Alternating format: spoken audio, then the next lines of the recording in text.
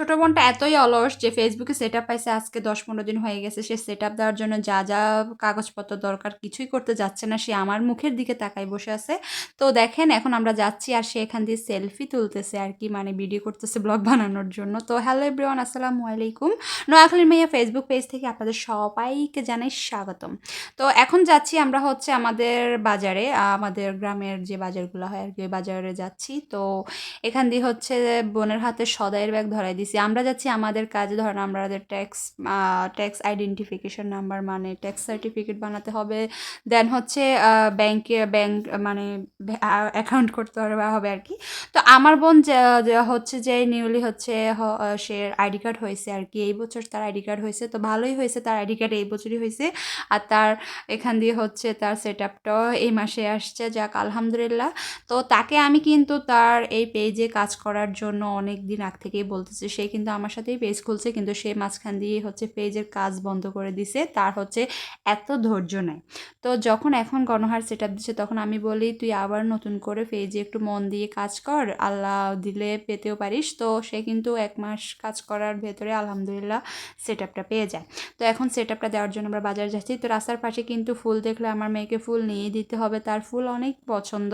তো তাকে কিছু জবা ফুল আমি নিয়ে দিছি। তো এখন দেখেন ওকে হচ্ছে আমি সদাইয়ের ব্যাগ ধরাই দিছি। আম্মু বলছে আসার সময় যাতে মুদি দোকান থেকে যা লাগে ওগুলো আনতে। তো মুদি দোকান থেকে আমি এরকম নুডলস, ডিম, তেল, আলু, মানে যা লাগে আর কি, বিস্কিট, কেক, মানে বাচ্চাদের খাবার, তো এগুলা নিচ্ছি।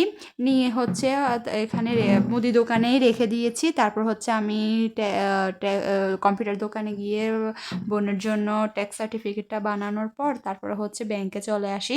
তো এখানে হচ্ছে রাইসামণি খুবই, মানে সে একবার এদিকে দৌড়াচ্ছে আরেকবার ওইদিকে দৌড়াচ্ছে, খুব গরম লাগতেছে। সে এখন হচ্ছে ফ্যানের তলে এসে বসছে আর কি, মানে যেখানেই যাক না কেন তার একটু শান্তি লাগবে। তো দেখেন মনের সুখে এখানে হচ্ছে ফ্যানের বাতাস খাচ্ছে।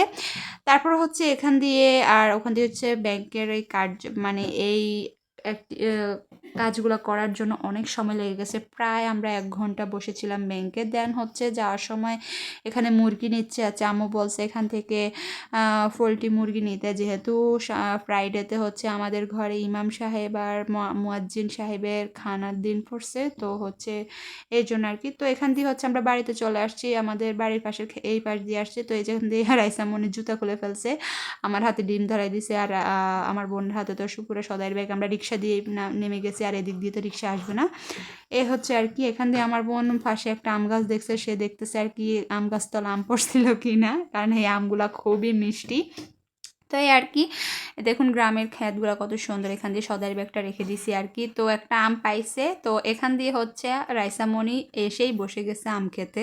তার আবার আম মাশাল্লাহ অনেক পছন্দ। সে কিন্তু আম কেটে দিলে খায় না, মানে পিস পিস করে দিলে খায় না, তাকে এভাবে চামড়া ছিলে তারপর ওর হাতে ধরে দিলে তো মনের সুখে খায় আর কি। তো আজকের ব্লগটা এই পর্যন্ত। সবাই ভালো থাকবেন, সুস্থ থাকবেন, আল্লাহ হাফেজ।